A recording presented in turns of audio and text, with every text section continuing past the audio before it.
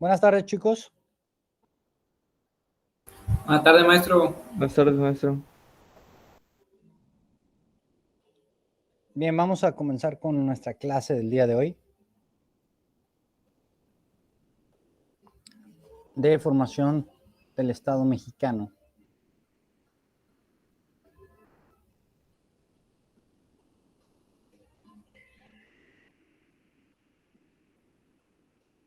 Bien, ¿qué recuerdan que vimos el día de ayer de la clase de formación del Estado mexicano? Nos ¿Qué contó recuerdan la del historia. inicio de la independencia? Las causas de la independencia, ¿no? Vimos. Las Platicamos causas de de la eso. independencia.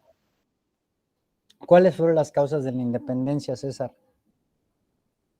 Por favor, prendan su cámara, no los veo. No veo a nadie, literalmente, a nadie. Ya veo 1, 2, 3, 4, 5, 6, 7. ¿Y los demás? 8.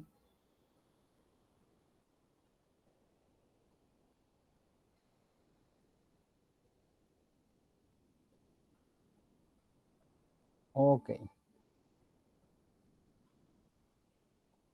Recuerden que es requisito para la clase tener encendida su cámara y solamente las personas que notifican ante sus tutores, bueno, o sus tutores notifican que tienen fallos en el sistema es que pueden tener la ausencia del encendido de sus cámaras. Todos los demás deben de tenerla encendida.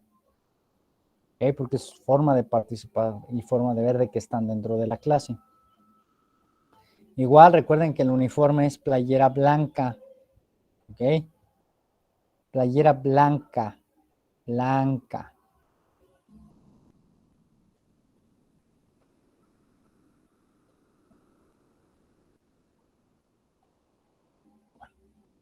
Bien, entonces hablamos de los antecedentes de la independencia. ¿Cuáles eran los antecedentes de la independencia? Kelly.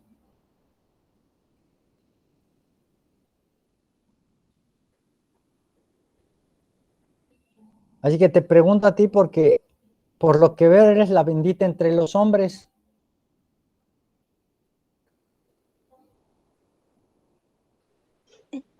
Ya me puede permitir, es que estaba pasando un avión. No te preocupes. A ver, Kelly, ¿qué antecedentes marcaron el inicio de la independencia? Ahora sí, ya no eres la única entre los hombres. Ahora sí ya está Valeria. ¿Es en serio? ¿Dos mujeres y todos los demás varones?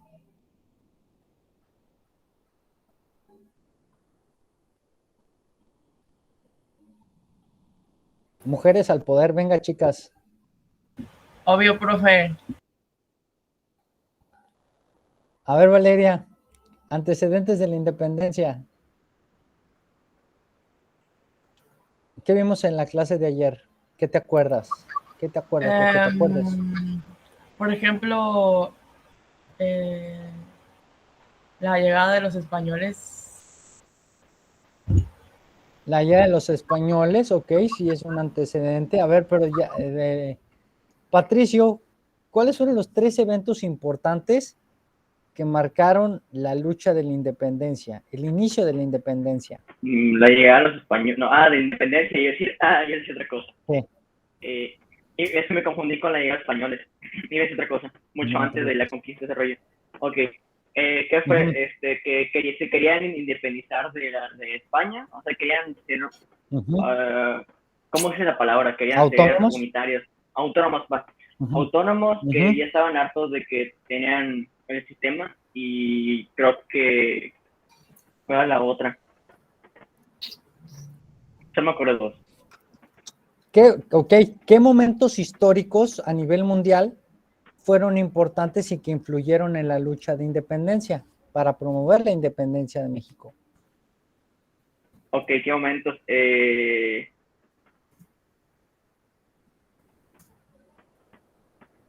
No me acuerdo si. Ok, no te preocupes. A ver, Una disculpa. José de Jesús Bonilla. Manifiéstate, José de Jesús. Dinos,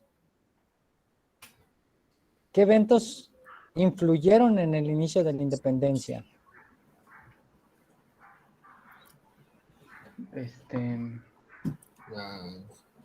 La... Es que no. La invasión ¿La qué? a...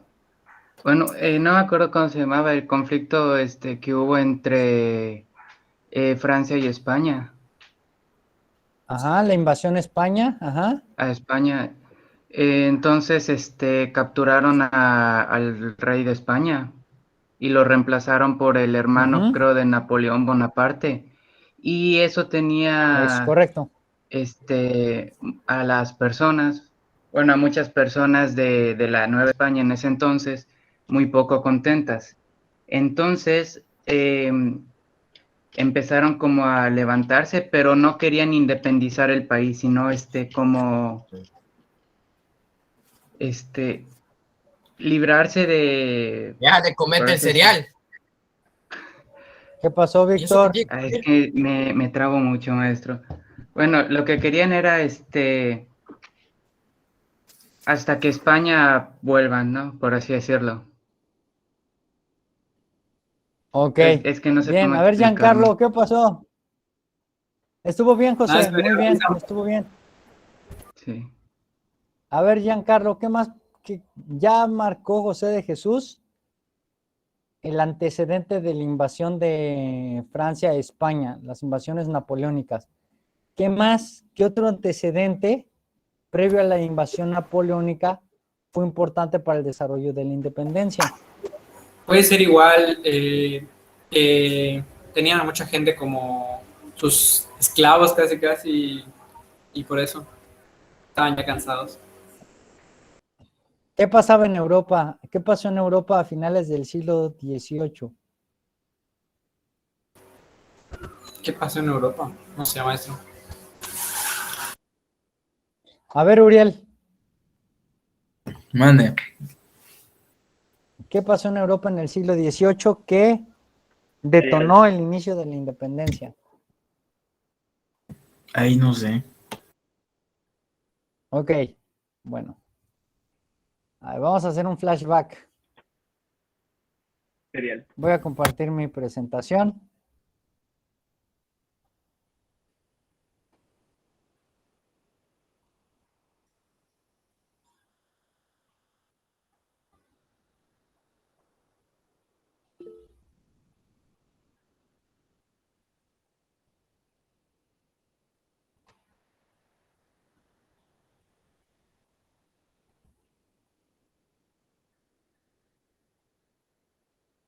Ok. ¿Ahí ya se ve? Sí, ya se ve. Tres cosas importantes que pasaron en Francia, perdón, que pasaron en el siglo XVIII y que influyeron en el desarrollo de la independencia de México fue, número uno, la Ilustración francesa. ¿Qué es la Ilustración? La Ilustración es un movimiento cultural, filosófico, sociológico, en el cual a través de el desarrollo del conocimiento empezó a generarse pensamientos como el nacionalismo, el humanismo y que empezaran a promoverse los derechos del hombre. En 1776, en Estados Unidos se da la independencia de los Estados Unidos. Este pensamiento de la Ilustración llega hasta América y entonces territorio llamado de las 13 colonias británicas, logran emanciparse y lograr su independencia del gobierno inglés, del reino inglés. Y entonces, esto de la independencia de Estados Unidos llega hasta Europa y motiva a los franceses a levantarse en armas en contra del gobierno tirano y de Luis y su esposa, María Antonieta. Mande, maestro. derrocando a los reyes y ahora sí que iniciando la Revolución Francesa. Dentro de esta Revolución Francesa, al final de la lucha, consolidan al poder, al imperio de Napoleón Bonaparte. Y entonces Napoleón, en esta idea de reconstrucción y resurgimiento de Francia, con esta idea del nacionalismo, entonces empieza a conquistar territorios. Y dentro de esta conquista de territorios está involucrado el Reino de España. Entonces, lo provocado por la independencia de Estados Unidos, lo provocado por la Revolución Francesa, el pensamiento ilustrado, todo esto influye en los llamados insurgentes o los criollos que iban a iniciar la lucha por la independencia. ¿Okay? Ahora, ¿cómo llegaban estas ideas? Pues a través de los colegios. ¿Y quiénes eran los que estaban en los colegios? Pues principalmente los jesuitas se dieron a la tarea de dar a conocer las ideas del humanismo, ¿sí? Fueron los primeros humanistas en América. Y entonces, estos tres eventos que menciono, Ilustración, Independencia de Estados Unidos y la Revolución Francesa, van a ser fundamentales para incendiar la chispa de la revolución, de la independencia en México. ¿Ok? Ahora, en 1808 se da la invasión de España, ¿ok? Y dentro de estas decisiones de la invasión de España es la de remover al virrey que se encontraba en el territorio novohispano. ¿Ok? Era el virrey Iturrigaray, quien era un virrey que promovía el autonomismo y el pensamiento criollo. Entonces, cuando llega Iturrigaray, quien es impuesto por los peninsulares, pero directamente por orden de los franceses, perdón, ponen a un nuevo virrey que era Pedro Garibay. Entonces Pedro Garibay dicen, a ver señores, ustedes, su pensamiento libre, criollo, el nacionalismo se me va para atrás porque ustedes van a seguir sus mismas condiciones y quienes van a seguir teniendo el control de esto son los españoles peninsulares. Y entonces empiezan a surgir las primeras conspiraciones que se dan en Valladolid, hoy el territorio de Michoacán. Estas conspiraciones son descubiertas y a los conspiradores los encarcelaron.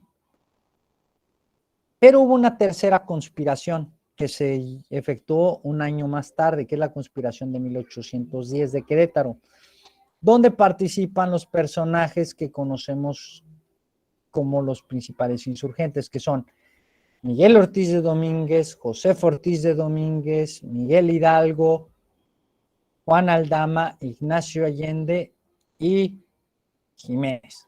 Ahora, ¿qué pasa con esto? Miguel Ortiz de Domínguez y José Ortiz, Miguel Ortiz de Domínguez era el corregidor y José Ortiz de Domínguez era la esposa del corregidor. En la casa de los corregidores se organizaban las casas de lectura o grupos de reunión secreta, donde se hacían las conspiraciones para derrocar, para promover la autonomía del territorio. Entonces, pues, Fernando VII estaba encarcelado. Y entonces dicen, ¿saben qué? Pues vamos, ya estamos hartos de esta opresión y pues no queremos que esta situación continúe. Además de que los franceses ya tomaron el mando de la ciudad y próximamente van a controlar el país. Entonces, vamos a levantarnos en armas, vamos a buscar nuestra autonomía y ya como un gobierno autónomo vamos a poder negociar con la corona española y decirle, pues, si quieren, nosotros reconocemos al rey, pero él tiene que reconocer que somos un estado autónomo y por ende tiene que reconocer que nosotros tenemos derechos como criollos. Y entonces se inicia el movimiento de independencia. Pero ¿qué pasa? que esta conspiración es delatada. Y el primero en darse cuenta de que fue descubierta la conspiración es Miguel Ortiz de Domínguez, quien era el corregidor. Tenía puesto administrativo y por ello sabía qué pasaba en el gobierno. Entonces, él sabe que la conspiración es descubierta y pone en salvaguardo a su esposa Josefa Ortiz y le encierra en un cuarto. Y le dice, ¿sabes qué, Josefa? La conspiración fue descubierta, pero te tengo que poner a salvo. Entonces le encierra para que de esta manera ella no tenga contacto con los insurgentes. Pero Josefa se las ingenia para poderse comunicar con ellos a través de una carta que uno de sus sirvientes le hace llegar a Ignacio Allende y Juan Aldama. Y con ello son informados de que la conspiración ha sido descubierta. Entonces, no hay tiempo para decir, no, pues ya nos descubrieron, pues vamos a ver si nos esperamos hasta diciembre. No, el movimiento tenía que iniciar sí o sí. Entonces, Hidalgo dice, pues bueno, señores, nadie va a sospechar de que a través del llamado a la misa, pues vamos a convocar a la gente para que se reúna. En ese entonces era acostumbrado que las misas se celebrara la famosa misa de gallo, que era una misa que se celebraba en la noche casi pegada a la medianoche. Entonces Hidalgo hizo sonar las campanas en la iglesia de Dolores y el pueblo asiste a misa. Y ya cuando el pueblo está a las afueras de la iglesia, son convocados y reunidos. Señores, ha llegado el momento de levantarnos en armas. Es momento de buscar nuestra autonomía y bajo este sentimiento de orgullo nacional, convocaron a la independencia. Y en el grito de independencia nombran a Fernando VII como legítimo rey de España. ¡Viva Fernando VII! ¡Viva la independencia! ¡Muera el mal gobierno! ¡Mueran los gachupines! ¿Y quién representaba a los gachupines? Pues nada más y nada menos que el virrey Pedro de Garibay. Y entonces, el 16 de septiembre en la madrugada, una vez que Hidalgo del Grito, inicia el movimiento conocido como la Independencia de México. Este movimiento en un principio no tenía fuerza. En medida que fue creciendo y fue evolucionando, es que tuvo mayor número de aceptación.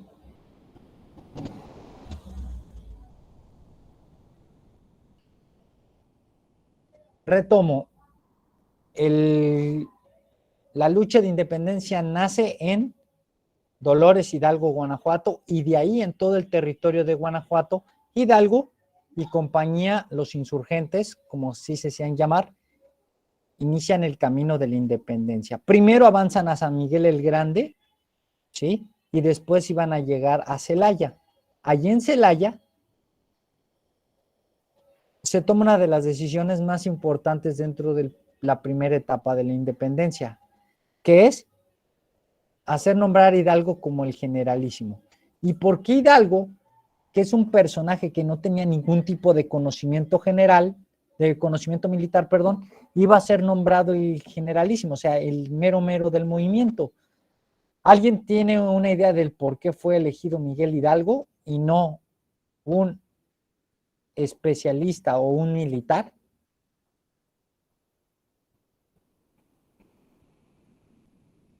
Ideas. ¿Por qué creen? A ver, Luis Javier, ¿tú por qué crees que decidieron que fuera Hidalgo y no otro?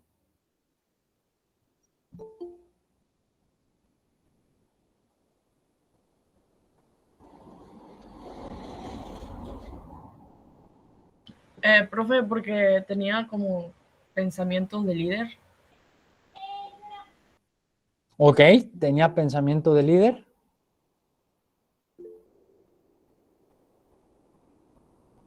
¿Quién más? No, Andrés Manuel, no te voy a dejar que entres a mi clase. A ver.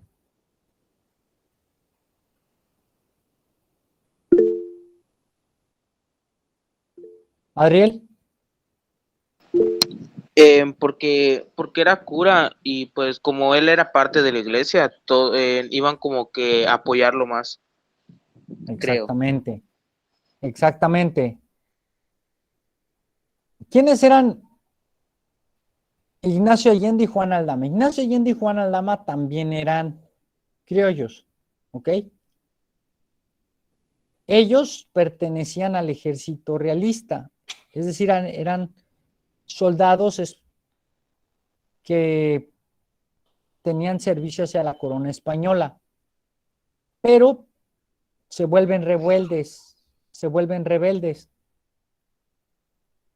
Y entonces, ¿qué pasa? Pues al ser rebeldes,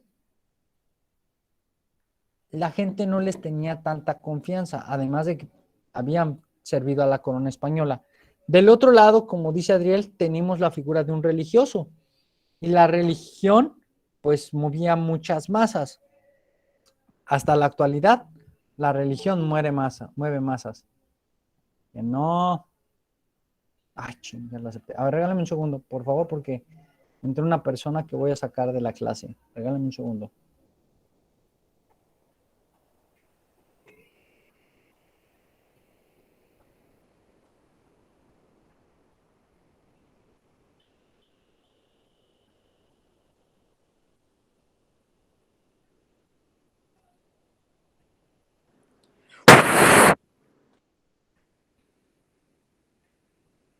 Ahí está. A tiempito. Exactamente antes de que empezara a hacer su graciosada.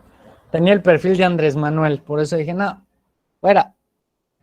Aquí no queremos presidentes espurios. Bueno, ¿a qué me quedé? Ah, sí. Entonces, dicen, pues está Hidalgo que es un representante de la iglesia y sobre todo, pues es una persona que es querido por todos, es querido por criollos, es querido por mestizos, es querido por los indígenas. Y entonces, ¿quién va a ser el líder moral del movimiento? Hidalgo.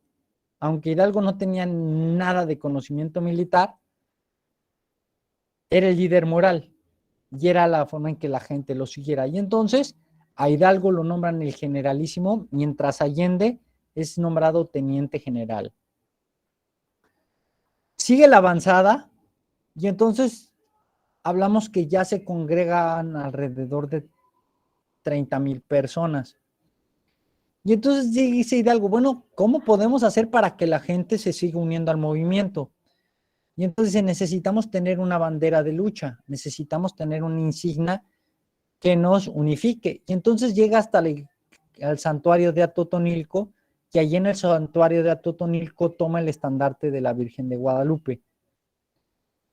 Al tomar el estandarte con la Virgen de Guadalupe, le dice, señores, ella nos va a guiar en el camino a la independencia.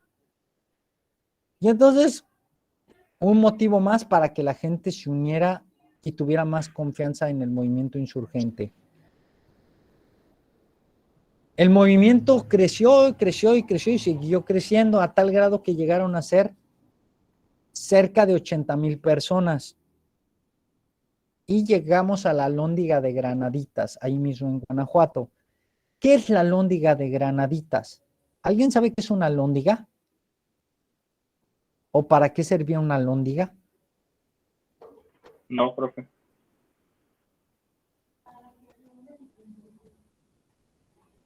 Una alhóndiga era un almacén, ¿sí? Es un edificio que era utilizado como almacén, donde se resguardaban las semillas y donde se resguardaban productos, ¿ok? Y entonces, también aquí tenía pequeñas oficinas administrativas, había mucha gente. Y era un punto importante, tomando en cuenta de que ya había estallado el movimiento y los españoles sabían que era un lugar donde los insurgentes se podían hacer de víveres. Entonces la Alhóndiga de Granaditas quedó resguardada. Y como era un punto importante de control dentro de la ciudad, ¿qué sucedió? Pues que apareció un personaje que es el famoso Pípila, que es un indígena que se ata una losa a la espalda y esta losa de piedra impedía que las balas pudieran penetrar y pudieran herirlo por el grosor de la lápida. Entonces, lo resguardaba y él podía llegar hasta la puerta de la alhóndiga y poderle incendiar para abrir camino y que pudiera entrar toda la multitud. Entonces, una vez que incendian la puerta, pues entra toda la multitud y con ello los insurgentes se arrasaron con todo aquel que se pusiera en su camino, fuera criollo, fuera mestizo, fuera peninsular. Y ahí en la alhóndiga de Granaditas hubo una gran matanza de peninsulares, pero también, como les digo, de mestizos y de criollos. Y entonces un cierto grupo criollo que no se había unido al movimiento empezaron a encontrarle un rechazo y a decir, no, es que esto no me representa. Y no me representa porque más que un movimiento autónomo, es un movimiento social en el cual lo que se busca es una lucha de clases, una lucha de castas, y no va por ahí.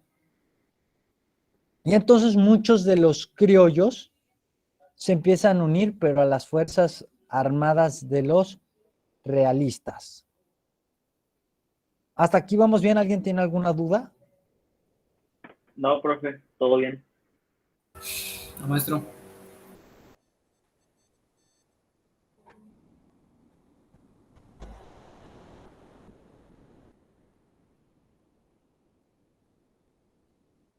En medida que van avanzando y van tomando ciudades, ¿qué van haciendo los insurgentes? Pues van a ir removiendo gente. Es decir, puestos o cargos que estaban en manos de los peninsulares, pues los fueron quitando y fueron quienes tomándolos, pues los criollos, los insurgentes, los que apoyaban al movimiento. Y entonces así iban tomando el control de las ciudades. En todo este lapso del camino se une al grupo de los insurgentes José María Morelos y Pavón. ¿Quién era José María Morelos y Pavón? Morelos era un estudiante de Hidalgo. Cuando Hidalgo era rector de la universidad en Valladolid, Morelos era un estudiante. Morelos, ¿qué era, chicos? Morelos era peninsular, era criollo, era mestizo, era indígena. ¿Qué era Hidalgo? Hidalgo o Morelos. Perdón, Morelos, perdón. Que sepa, era mestizo. Exactamente, Patricio. Hidalgo era mestizo. Es decir, Morelos, era profe, producto Morelos. de la mezcla. Perdón, Morelos, gracias. Ando cruzado. Morelos es producto de la mezcla de español con indígena. ¿Sí? Y entonces, pues, Morelos, quien había recibido la enseñanza religiosa, había sido ordenado como sacerdote, se une al movimiento. Se une al movimiento, pero Morelos tenía conocimiento militar y era muy hábil con la espada. Entonces, Morelos es nombrado el jefe de las divisiones del sur, es el general de los ejércitos del sur. Y entonces le dice Hidalgo, ¿sabes qué, Morelos? Yo confío en ti, eres de mi alta confianza, sé que no me vas a traicionar, te voy a encomendar lo siguiente, tú vas a llevar al resto de los insurgentes y te los vas a llevar para que podamos tomar el control de la parte de la sierra, la parte de lo que es considerado el territorio de Guerrero. Entonces Morelos va a ir con esa consigna. Por el otro lado, ya a finales del año de 1810, empiezan a tener Aldama, Allende e Hidalgo una serie de fricciones. Y entonces van a dividir el camino. Uno se va a quedar en Guanajuato y el otro va a continuar su caminar. Pero antes de esto, tenemos que llegar a Guadalajara. donde Hidalgo tiene una de sus más grandes victorias, y ahí en Guadalajara se encaminan hasta el paso a la Ciudad de México. Aquí vamos a llegar a la famosa Batalla de las Cruces, donde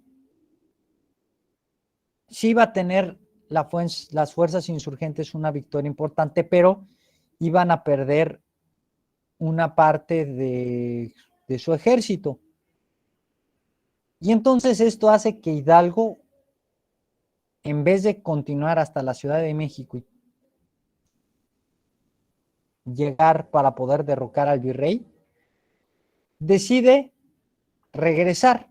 Y dice, no, pues vamos a regresarnos a Guadalajara. Al fin y al cabo ya Guadalajara la tenemos controlada, era una de las jurisdicciones más importantes en la Nueva España. Y entonces dice, pues ya tenemos Guadalajara controlada, vamos a regresar, ganamos más adeptos, volvemos a hacer más fuerte nuestro ejército y volvemos de nuevo con la etapa para llegar a la Ciudad de México.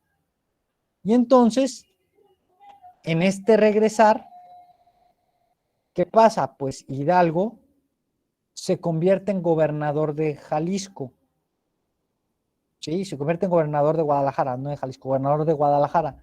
Y ya como gobernador de Guadalajara, ¿sí?, proclama la libertad y la abolición de la esclavitud. Es decir, que todo aquel que era considerado esclavo obtenía su libertad. Llegado ya el año de 1911, hay un movimiento estratégico dentro de las fuerzas realistas. Como veían que nada más perdían y perdían territorios, pues decían, tenemos que mover la cabeza. Y entonces, el virrey Francisco Javier Venegas, ¿sí?, quien acababa de llegar a la Ciudad de México, nombra a Félix María Calleja como el líder del ejército realista. Y entonces, Calleja enfrenta a Hidalgo y las fuerzas insurgentes, en las cuales Hidalgo iba a obtener una victoria, pero iba a perder parte del ejército, y posteriormente se iban a enfrentar en la llamada Batalla del Puente de Calderón en Jalisco. La Batalla del Puente de Calderón es una de las derrotas morales más importantes de la primera etapa de la independencia, porque aquí Hidalgo, Aldama y Allende pierden prácticamente la mitad de su ejército, y entonces tienen que replantearse, tienen que volver a ganar territorios, y sobre todo, como había sido una derrota y veían que con Hidalgo ni para adelante ni para atrás, pues a Hidalgo lo destituyen de su cargo, ¿sí?, y lo desconocen como el líder del movimiento. Entonces, ¿qué hace Hidalgo y compañía? Se van hasta Catita de Baján en Coahuila, donde les habían dicho que iban a encontrar apoyo. Cuando llegan a Catita de Baján en Coahuila, pues son recibidos y traicionados. De aquí en Acatita de Baján, a todos los insurgentes se los llevan a Chihuahua. Y allá en Chihuahua, entre el mes de mayo, junio y julio, son fusilados cada uno de los insurgentes. En junio son fusilados Allende, Aldama, Jiménez, y un mes después es fusilado Miguel Hidalgo. ¿Qué pasó, Patricio? Dime. Profe, no supuestamente cuando antes de que fueras fusilado hizo una carta, ¿no? Que yo sepa. A ver si me han entendido. Sí, Hidalgo. exactamente. Hidalgo hace una carta, ¿sí? Hidalgo hace una carta, pues como su testamento, ¿sí? Y entonces, ¿qué pasa? ¿Por qué Hidalgo no es fusilado al mismo tiempo que Allende, Aldama y compañía? Porque Allende, Aldama y compañía reciben un juicio como militares. reciben el juicio como militares y ahí se les condena a ser fusilados. Mientras, Hidalgo no podía ser fusilado y no podía ser juzgado por las fuerzas militares porque era sacerdote. Y al ser sacerdote no podía ser juzgado por las leyes del hombre. Entonces, ¿qué pasó? Pues primero lo degradaron. Lo excomulgaron, ¿sí? Y lo volvieron un civil. O sea, recibió un juicio de tipo religioso. Y una vez que lo degradaron, ahora sí, le hicieron su juicio militar. Y un mes después, el 30 de julio de 1811, es fusilado Miguel Hidalgo. Félix María Calleja dijo, bueno, pues aplicó la de muerto el perro, se acabó la rabia. Y él pensó que el movimiento de independencia ahí iba a quedar. Y para reforzar esto, ¿qué ordenó? Pues que a los líderes del movimiento se les decapitara, es decir, se les cortara la cabeza. Y sus cabezas fueran colocadas en la alhóndiga de granaditas, con el objetivo de que toda aquella persona que decidiera unirse a la insurrección, pues supiera que iba a tener un castigo, y ese castigo iba a ser la muerte. Pero lo que Calleja y los realistas no contaban es que había un insurgente que había quedado vivo y que estaba en el sur, y que este movimiento de independencia iba a continuar. ¿Okay? ¿Hasta aquí alguien tiene alguna duda? No, maestro. No, maestro. Maestro. No, profe. Para reforzar todo lo que vimos el día de hoy, les voy a dejar el siguiente video que por favor quiero que vean, que es referente a Miguel Hidalgo y parte del movimiento de independencia.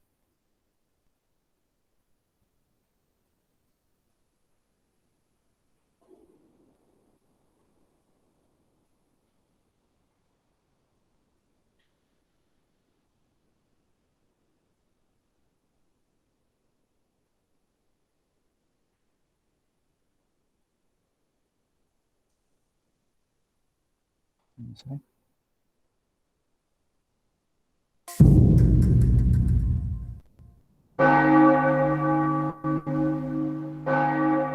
Miguel Hidalgo y Costilla nació en 1753 en la hacienda de Corralejo, el segundo de los hijos del administrador Cristóbal Hidalgo.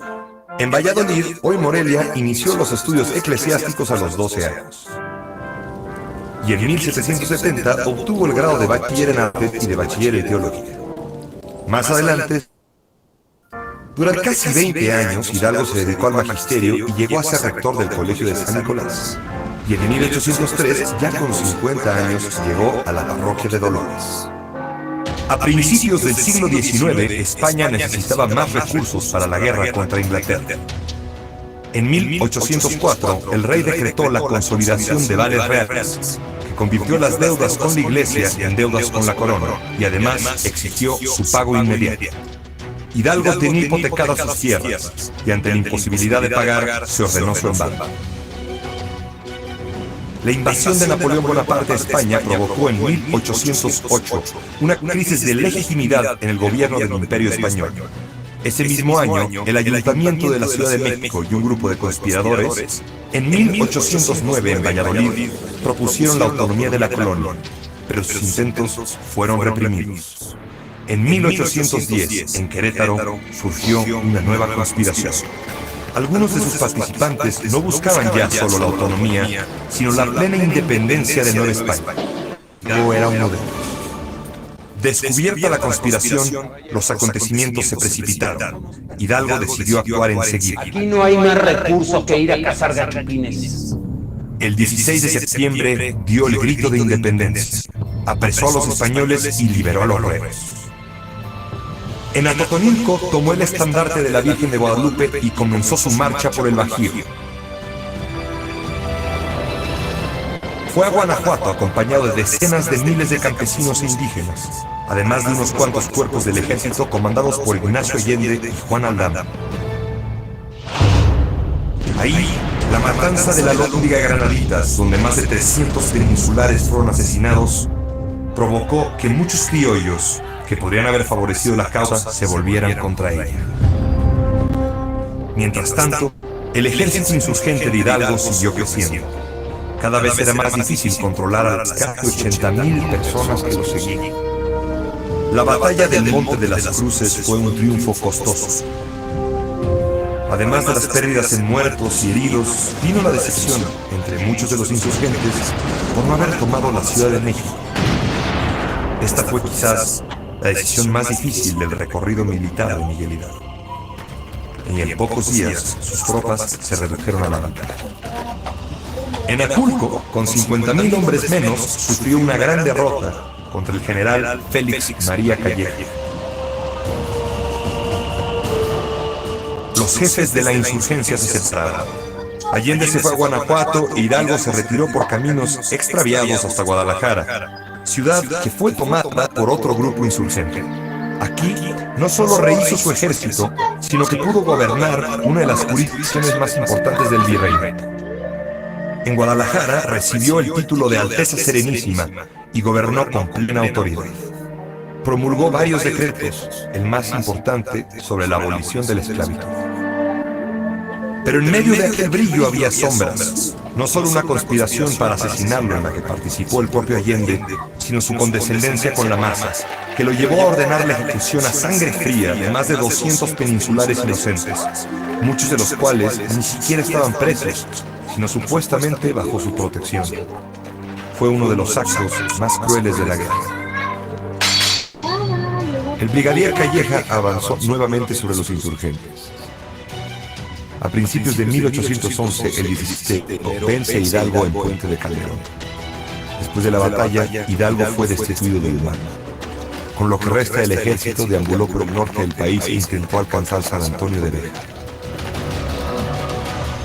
El 21 de marzo, Hidalgo fue aprehendido a traición en las norias de Baján. Aldama y Allende fueron apresados junto a él. En Chihuahua, Hidalgo fue sometido a un doble proceso, eclesiástico y militar. En el primero se le condenó a la degradación, en el segundo a la pena capital. El 26 de junio fueron fusilados Allende y Aldama. Un mes más tarde, el 30 de julio de 1811, Miguel Hidalgo murió fusilado. Los mexicanos recordamos agradecidos el sacrificio de Hidalgo y seguiremos reconociendo en él al padre de la patria. Sin embargo, a 200 años de los hechos, podemos legítimamente preguntarnos si para acometer aquella empresa de libertad era en verdad necesario derramar esos ríos de sangre como el propio Hidalgo los llamó. Mi convicción sincera es que no era necesario, o no lo era al grado en que ocurrió. Porque aquel grito de fundación ha sido también un llamado justificatorio de la intolerancia en la historia mexicana. La terrible convicción, puesta en práctica una y otra vez, de que la violencia, y solo la violencia, redime.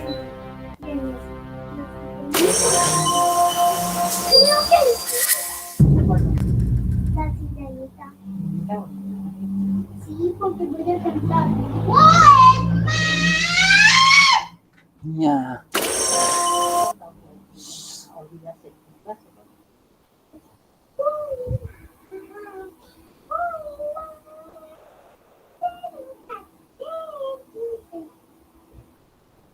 ¿Sabes? Las sirenas viven en el mar.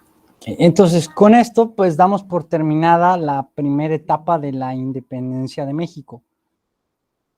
Sí.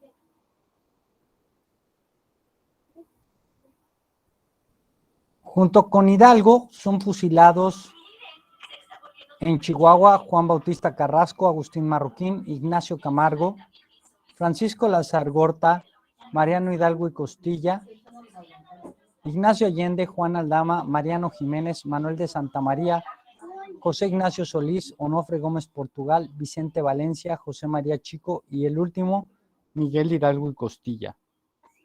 Es decir, de los 80,000 hombres que llegó a tener Hidalgo al mando, solamente estos lo acompañaron hasta el final de sus días.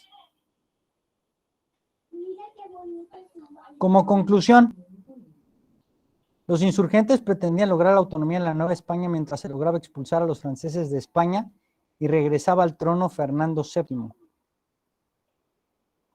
Valeria, ¿me ayudas por favor con el segundo punto?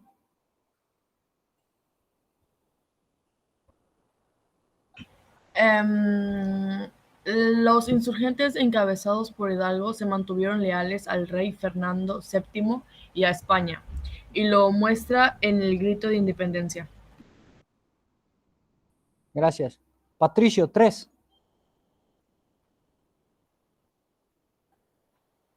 La conspiración de 1810 estaba planeada para desarrollarse en diciembre. Okay. Víctor Shipley, el 4.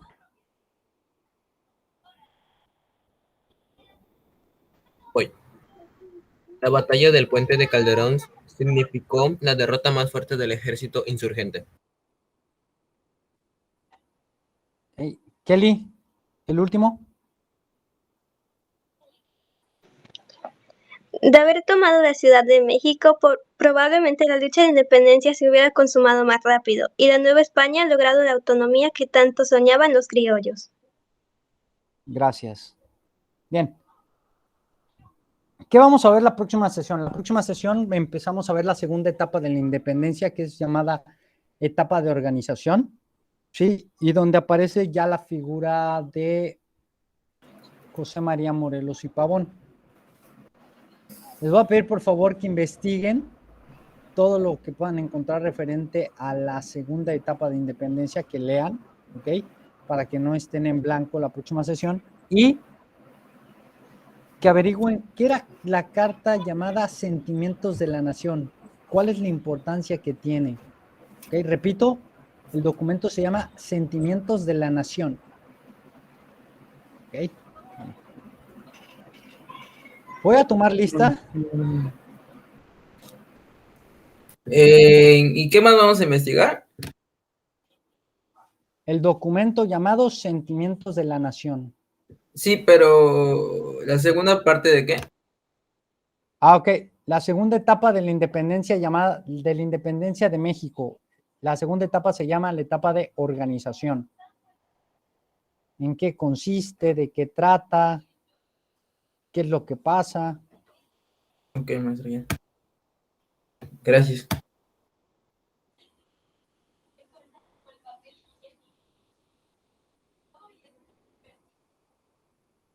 Okay.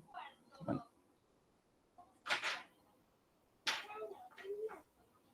Bien, chicos, pueden retirarse. Que tengan ustedes un excelente día. Cuídense y nos vemos la próxima sesión. Que tengan buen día. Igualmente, profe. Profe, gracias. Hasta luego.